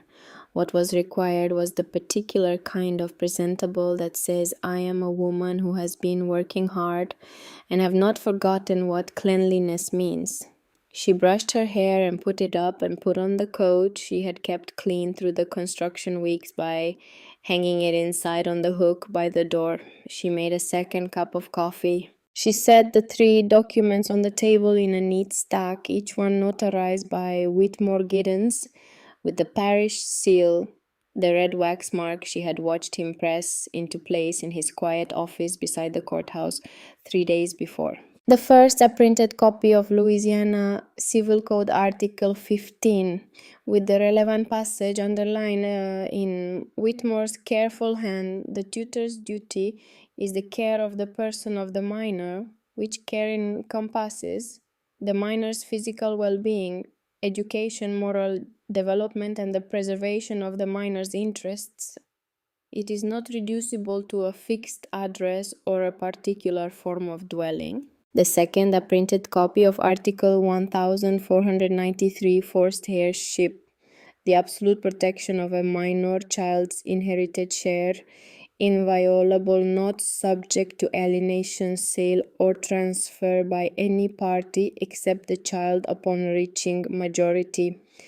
The third, the letter from Williams Lumber Company addressed to the parish courthouse in care of Whitmore Giddens, dated October 14th, 1897. She had read the Williams Lumber letter many times. She knew its contents the way you know the contents of something that determines the outcome of your life. The letter confirmed that on August 25th, 1897, she knew the date because she had counted backward from the date of the letter through the company's records, which they had provided in response to the parish sealed inquiry. Mr. Aldous Varner of Nashville, Tennessee, had written to Williams Lumber Company's Louisiana agent to inquire about the standing timber value on a parcel of cypress land in the Atchafalaya Basin, legally described by its deed coordinates. The company's agent had inspected the parcel by water and had responded to Mr. Varn with an estimated value of $2,400 for cutting rights. August 25th, 1897, Aldous had filed his tutorship petition on September 1st, 1897, 6 days. He had priced the timber, then he had filed for the children. Nora set the letter on top of the stack. She heard horses on the bank trail. They came at 9 o'clock, which was when she had expected them. Aldous Varn, first on his rented horse, his wool suit replaced with a heavier coat appropriate to the temperature, his expression composed into the particular blankness of a man who has calculated his position and found it satisfactory. Beside him, a thin man from Nashville named Branch, his lawyer brought down specifically for this, which told Nora something about how seriously Aldous now understood the stakes to be. Behind them on a bay horse, Sheriff Beckett Holt. The three of them came to the end of the bank trail where the ground gave out and the water began, and they stopped. The floating home sat 40 yards offshore, connected to nothing solid, the 4 rope lines running to the 4 cypress trunks, the cedar walls weathered to a silver gray. In the low October light, the tin chimney releasing a thin thread of wood smoke into the cold blue air. No dry causeway, no bridge, no way across without water. Nora pulled the skiff out from the platform and began to paddle toward them. Aldous began to speak when she was halfway across. His voice carried well on the cold, still air. Mrs. Caldwell, the conditions of this inspection require the conditions of a Louisiana Civil Code tutorship inspection, Nora said without stopping her paddling, require the sheriff to conduct the primary inspection. They prohibit the petitioner from direct participation during the inspection itself. She reached the bank and shipped the paddle and looked up at them. I can carry one person at a time. Sheriff Holt goes first. Aldous looked at Branch. Branch leaned close and said something in a low voice. Aldous's expression did not change, but something behind it did. He did not argue. Holt dismounted and handed his reins to Branch and stepped into the skiff without ceremony. He sat in the bow, and Nora paddled them across, and the skiff touched the platform edge, and Holt stepped up with the solidity of a large man who has learned to move carefully. Jasper was on the porch in his blue shirt. Reuben was at the southeast anchor tree, a hand on the rope. Holt looked at the platform. He looked at the walls. He looked at the rope lines running to the 4 trees. He looked at Reuben's hand on the rope and said nothing about it. Show me, he said. Jasper showed him. He showed him the garden platform, the rice standing in its rows, the winter squash that had survived both storms, the bean seedlings Nora had started in soil boxes after the potato rows drowned. He showed him the chicken coop on its small float tied to the main platform with a short line. He showed him the rain barrels, 2 of them full from the recent rain, fitted with cloth filters against debris. He showed him the inside of the house. The cast iron stove burning steadily, the surface temperature correct, the chimney drawing clean. Holt looked up the flue and saw daylight, which was what you needed to see. The food stores in the cabinet, salt preserved fish in glass jars, dried beans in 3 clay crocks, flour in a sealed tin, coffee rice in a burlap sack, dried corn. Enough for 2 months if they were careful, 3 if they were more careful than that. The bookshelves beside the stove. Holt looked at the books. He did not touch them, but he read the spines. The Bible. A Louisiana reader 3rd grade. A Louisiana reader 6th grade for Reuben. The Civil Code borrowed from Whitmore's office and not yet returned. Henry's journal, a small collection of poems, 2 arithmetic primers worn at the corners. The boys' school in Holt said. Every morning, Nora said. 2 hours of reading, 1 hour of arithmetic. Reuben is working through the 6th grade reader and beginning simple algebra. Jasper is reading at 4th grade level. She paused. I was a school teacher before I married. Holt looked at her. Then he went outside to look at the anchor ropes. Reuben walked him to all 4 trees moving around the platform in the clockwise direction that Cormac had taught them, systematic, complete. Nothing skipped. At each tree he demonstrated the loop, 2 fingers sliding the rope up the trunk, showing the clearance, showing the play. At the northwest tree, the one that had failed, the one Reuben had retied, he showed Holt the high water marks on the bark. The dark stain lines from previous floods, 3 of them, the highest one at 6 feet above the current waterline. This season, Reuben said, we've had 9 inches of rise in 2 events. The ropes accommodated both. He showed the wraps of the hitch. There's enough loop to handle 6 feet of rise, 8 if the wraps are set right. Holt looked at the hitch for a long moment. Who taught you this? He said. A man named Cormac Frey, Reuben said. He died 4 days ago. Holt was quiet for a moment. I knew Frey, he said. Knew of him. He had a reputation in this parish. He looked at the hitch again. He taught you to tie it this way with this much play. He said loose is right even when it feels wrong, Reuben said. He said the rope that can't move will break. He said design for what the water does not for what you hope it will do. Holt looked at the boy for a moment with an expression that was not quite readable. Something that had to do with recognition, perhaps the recognition of someone who has heard a true thing stated plainly. A light rain began while they were standing at the northwest tree. Neither of them moved. The northwest loop slid up the cypress bark 1 inch, then 2. The platform rose with the water imperceptible to the eye, detectable only by the slow movement of the rope against the trunk, the rope doing precisely what it had been designed to do, accommodating rather than resisting rising with what came. Holt watched it. His face changed very slightly, the specific expression of a person watching a principle demonstrated in practice, the gap between the intellectual and the actual closing in real time. Mrs. Caldwell, he said, turning to Nora. Anything for the record? She went inside and came back with the 3 documents. She handed them to him one at a time. Article 15. He read it carefully all the way through, not skimming. He handed it back. Article 1493. The same. He read slowly with the deliberateness of a man who understands that legal language is precise and precision matters. He handed it back. The Williams Lumber letter. He read it once, he read it again, he turned it over and looked at the back as if expecting something on the reverse. He turned it face up again and read the date, August 25th, and then the date of Aldous' petition filing, which was referenced in the letter's preamble and which was September 1st. He folded the letter very carefully along its original creases. He placed all 3 documents inside his coat. He looked at the platform, at the house, at the garden, at the 4 anchor ropes, at Reuben standing at the southeast tree with his hand resting on the rope he had tied, at Jasper, who had come back out onto the porch and was standing with his arms at his sides watching Sheriff Holt with the complete and guileless attention of a 7-year-old who understands that something important is happening. I've seen what I need to see, Holt said. He said it to the platform generally, to the house and the ropes and the garden and the morning. Then he looked at Nora. I'll need to be paddled back. She paddled him back across the 40 yards of still October water, the rain light on the surface around them, the skiff moving in silence.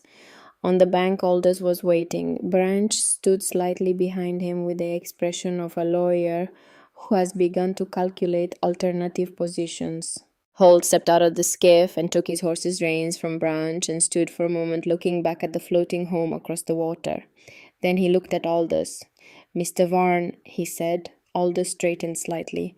I trust that you found the condition of the... I'll need to see you at the courthouse tomorrow morning, Holt said. 9 o'clock. Bring Mr. Branch. Aldous's expression held for a moment. Then something in it shifted, the first crack in the composed surface, the first visible evidence that the calculation had not come out the way he expected. Sheriff, I am confident that the inspection reveals... I found the dwelling safer than your brother's cabin was, Holt said, and I have 3 documents that will be read into the record tomorrow before Judge Harwick. He mounted his horse. He looked at Aldous from the elevation of the saddle with the particular quality of authority that belongs to a large, quiet man who rarely needs to raise his voice. 9 o'clock. He rode away down the bank trail. Aldous stood on the bank for a long moment, looking across the water at the floating home, at Nora, standing in the skiff with the paddle across her knees, at Reuben and Jasper on the porch. Then he turned his horse and followed the sheriff with Branch behind him, and they were gone around the bend of the bank trail, and the sound of the horses diminished, and then was gone, and there was only the rain and the water and the October light. The hearing the following morning was brief. Judge Harwick was a compact, dry-voiced man in his 60s who had presided over the St. Mary Parish Court for 20 years and had developed across those 2 decades the particular economy of a person who has heard most of what people have to say to one another and has learned to identify the essential parts quickly. Sheriff Holt presented his inspection report. He spoke for 8 minutes. He described the structure, the garden, the food stores, the educational materials, the anchor system. He described the rain during the inspection and what he had observed the northwest robe doing as the water rose. He described the condition of Henry Caldwell's original cabin site on the high ground which he had examined on his way out to the water. Then the 3 documents were read into the record. Article 15. The clerk read it in a flat, professional voice, the language of the code precise and unambiguous. The tutor's duty is the care of the person of the minor. It is not reducible to a fixed address. Article 1493. The clerk read it the same way. The forced heir cannot be deprived of the portion of the estate reserved to them by law. No tutorship arrangement may result in the alienation of a forced heir's reserved portion. The Williams Lumber Letter. The clerk read it in the same flat, professional voice. He read the date of the inquiry, August 25th, 1897. He read the value quoted, $2,400 for cutting rights on the Caldwell Cypress parcel. He read the name of the inquiring party, Mr. Aldous Varn of Nashville, Tennessee. When the date was read, August 25th, and then the tutorship petition date from the court's own filing records, September 1st, the room went quiet in a specific way. Not the quiet of absence, but the quiet of comprehension. The quiet that happens when a room full of people understands simultaneously what a sequence of dates means. Aldous sat at the petitioner's table with his hands folded and said nothing. Branch spoke for him briefly. He made an argument about the legitimacy of timber valuation as a routine inquiry unrelated to the tutorship petition. The argument was not without logic. It was not sufficient. Judge Harwick looked at the 3 documents for a moment. Then he spoke 4 sentences. Petition denied. The dwelling at the Caldwell Cypress parcel is judged safe and sufficient for the maintenance and upbringing of the minor children Reuben and Jasper Caldwell. The natural tutorship of the mother, Nora Caldwell, is hereby confirmed. The petitioner is ordered to pay court costs of $18 and is prohibited from refiling without the presentation of material evidence not available at this proceeding. He set the documents down. He looked at the room once briefly. Then he picked up the next file from the stack on his bench, and the hearing was over. Nora walked out of the courthouse into the November morning. The air was cold and clean, the sky the particular hard blue of late autumn, the kind of blue that has no warmth in it and does not pretend to. The levee was brown and dry above the low water line. A crow called twice from somewhere beyond the buildings and was silent. Whitmore walked beside her. He did not speak. He understood in the way of a man who has spent his career at the border between what the law says and what people's lives are, that there are moments when presence is the correct offering and words are not.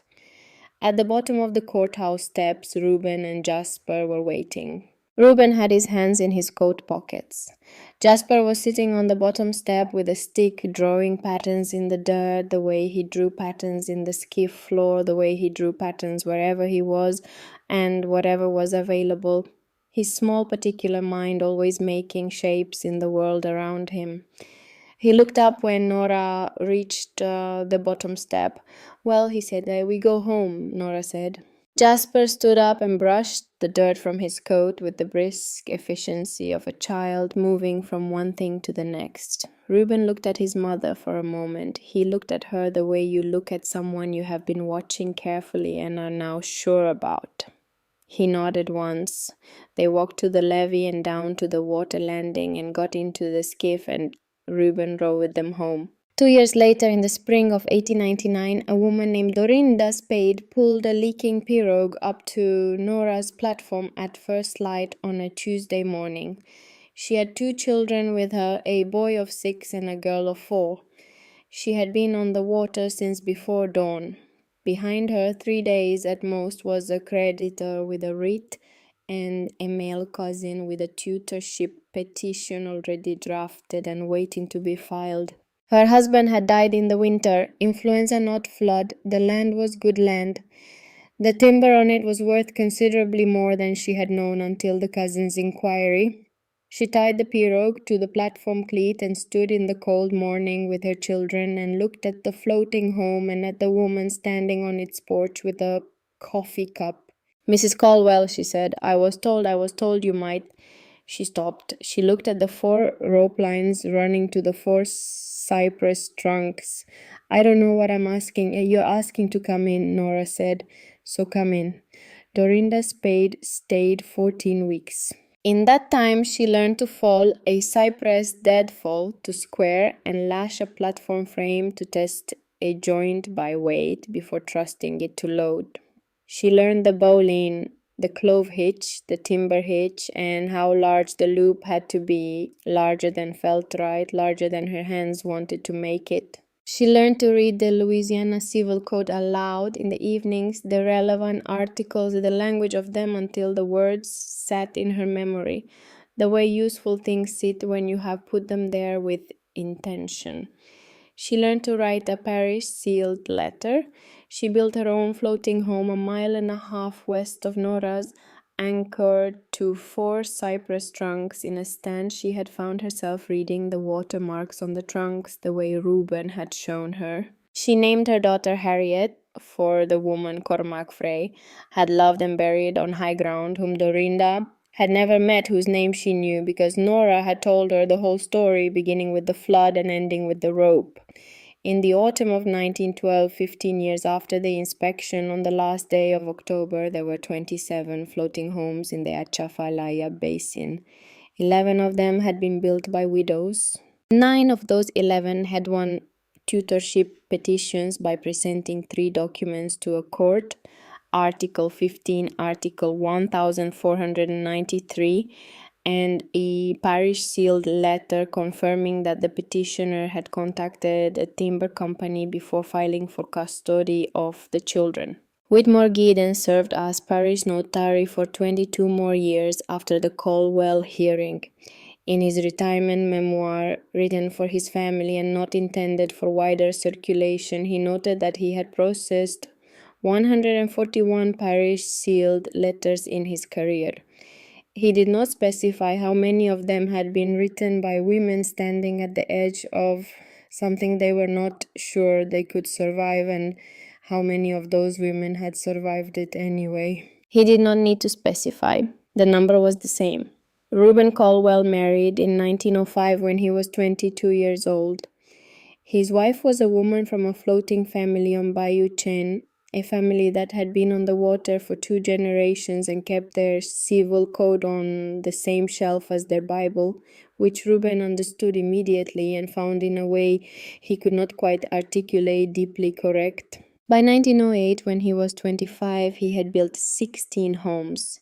Each one was his own design, developed across the years, from Cormac's original system for anchors, for ropes, the loops large and loose, the platform cypress throughout the garden, platform separate and connected by a rope bridge, the stove against the interior wall opposite the door for heat distribution. Each home had a shelf beside the stove. On each shelf, the Louisiana Civil Code, a Bible, and a hand-copied transcript of Henry Caldwell's journal copied by Reuben himself in his own careful hand for each family he built for. Not all of it, the parts that mattered, the entry about Cormac and the refusals and the pride that had become a trap, the entry about the spring flood of the previous year and what Henry had seen in the water, the entry that ended, "I think I was wrong about what kind of man I needed to be.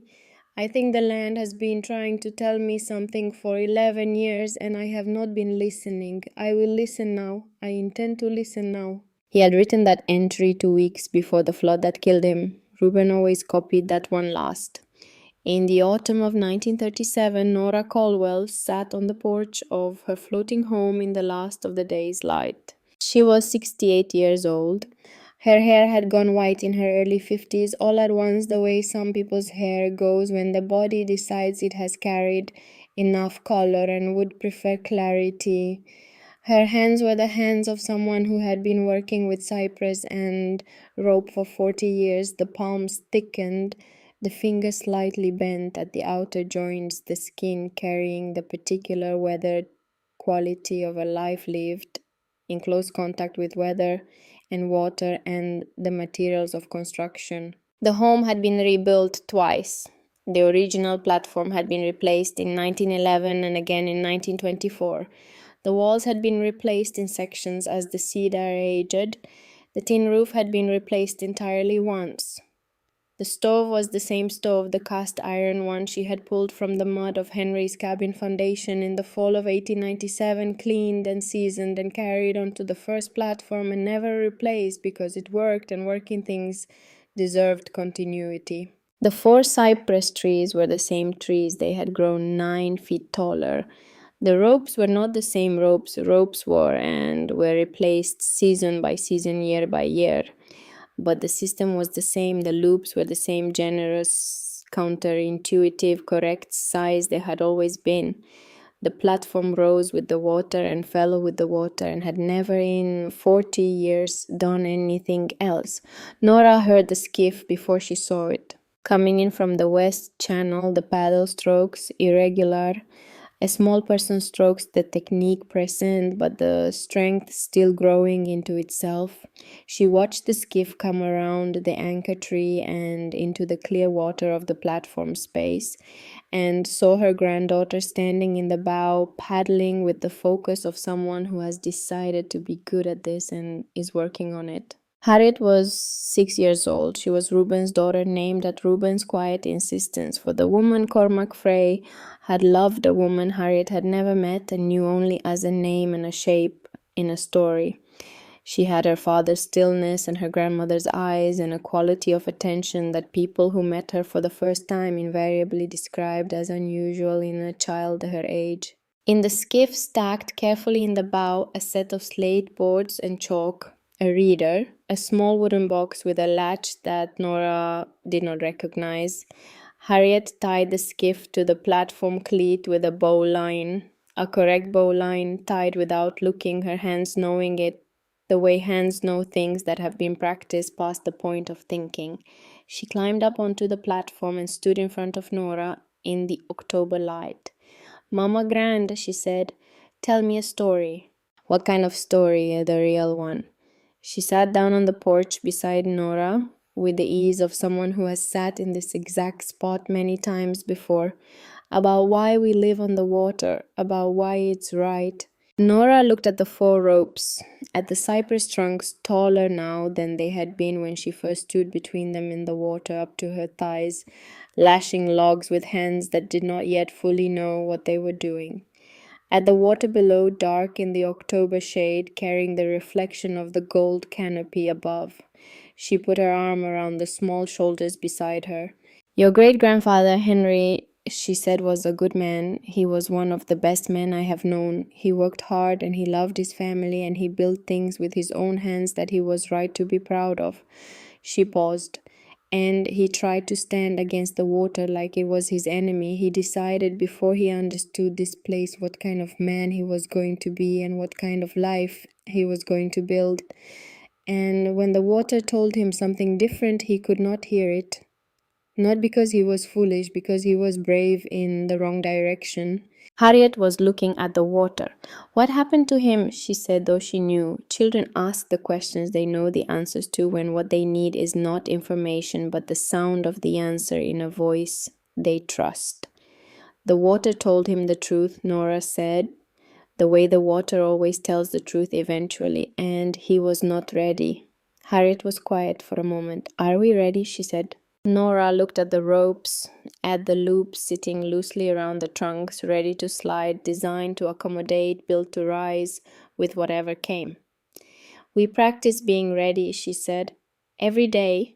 That's what the ropes are for. That's what the knots are for. Not to hold on tight, to hold on right. She looked down at the small dark head leaning against her side. There is a difference. The difference is everything. Harriet thought about this. Tell me the rest, she said. So Nora told her. She told her about the 90 days and the $14.30. She told her about Whitmore Giddens and the civil code and the two articles that said what children were owed and what a mother's duty was. She told her about Cormac Frey, the engineer who had made a structure that failed and spent the rest of his life learning to make structures that did not fail by learning to stop fighting the water. She told her about Aldous Varna and the timber letter and the date that was 6 days before the petition and what that date meant in a courtroom before a judge who read carefully. She told her about the rope that broke in the storm because it had been tied too tight by hands that were trying to hold on instead of let go.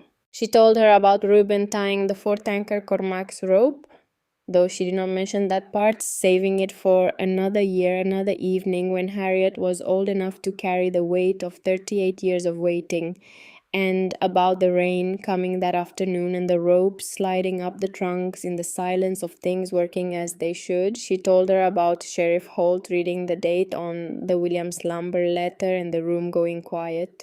She told her about walking out of the courthouse into the cold November morning and her boys waiting on the bottom step and Jasper brushing the dirt from his coat and Reuben's single nod. She told her about Dorinda Spade and the leaking pirogue at first light, about the 14 weeks and the knots and the civil code read aloud in the evenings, about the home a mile and a half to the west and the daughter named Harriet. She told her about the 27 homes. The sun went down behind the cypress canopy while she talked.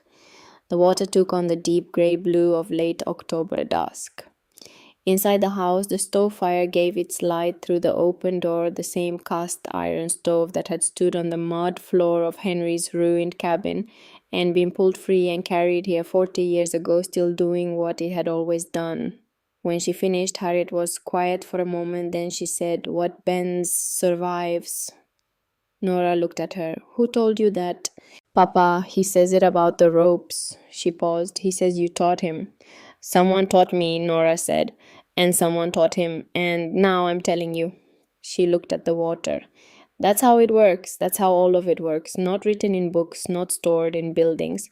Passed from one pair of hands to the next. Taught in the doing of it, in the practice of it, in the getting it wrong, and the correcting, and the doing it again until the hands know it better than the mind does." Harriet leaned against Nora's side. The water rocked them both gently as it had been rocking this porch for 40 years. "What bends survives," Harriet said again, quietly. "The way you say something when you are putting it somewhere inside you where it will stay." "What resists breaks," Nora said, "or rise with what comes." "Rise with what comes," Harriet repeated. The lamp inside brightened as the evening deepened. The water held them both. The four ropes sat loosely in their loops against the four cypress trunks, ready to rise, ready to fall, designed for exactly this, the ordinary, extraordinary endurance of a life built not against the water, but with it, not in spite of what comes, but in accommodation of it, in the patient practice, daily discipline of letting go of the rope just enough to hold.